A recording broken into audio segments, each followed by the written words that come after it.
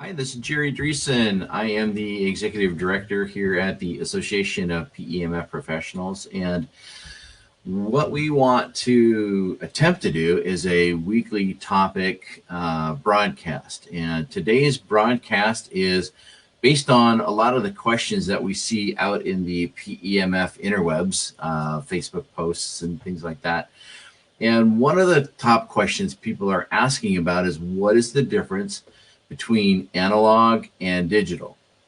And I'm just going to give you a kind of a quick rundown with the different machines. And way back when we first started with PEMF machines, it was all analog. We called it a spark chamber. So inside of that is more what we call an analog system, where you can't control it precisely, but there's definitely inside the spark chamber, you get that pulsation coming in and then it goes out, so you can control the magnitude of it.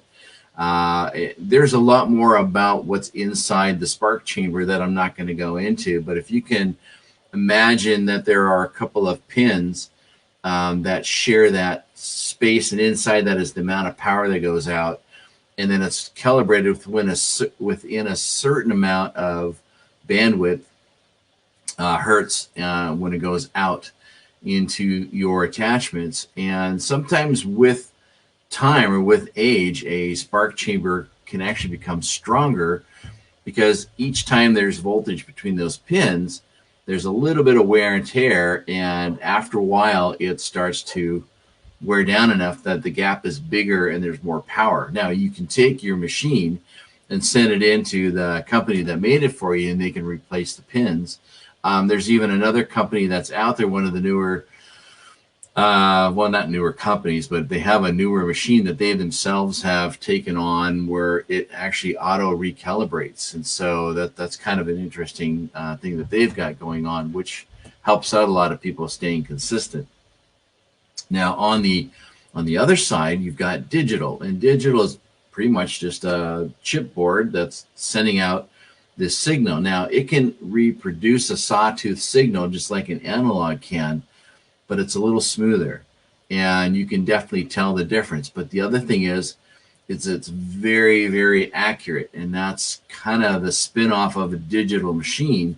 Is when you're bringing it in to do research, you want to make sure that the signal you're sending is always the same, so your research doesn't vary. And as a result, then digital kind of came into the fold of PEMF and became manufactured. The other thing is that a lot of the low-powered systems that you see are mainly digital. In fact, I don't even know if there is an analog PEMF out there that does only very low power. Even though you may see a digital face on a PEMF machine, it doesn't necessarily mean that it is digital.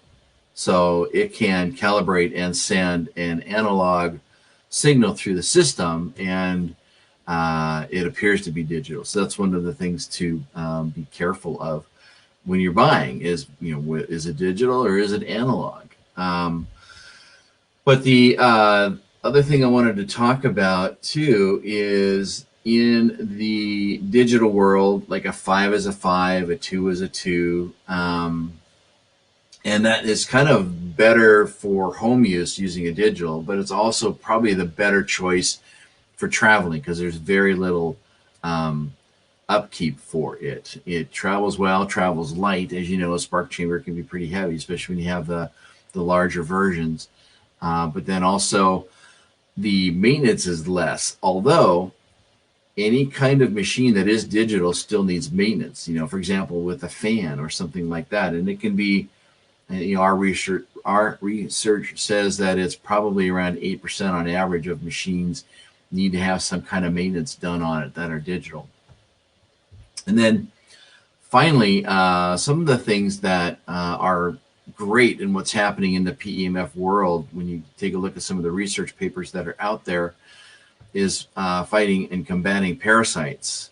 Now with digital, the parasites are always getting hit with the same field, and so it's just kind of a small window or a small beam that's getting in there. So you're getting some of the parasites, but not all of them. Whereas with analog, it's a larger field. So you're you're getting a deeper, more broad-based penetration with an analog, whereas with digital, it's just a fine line.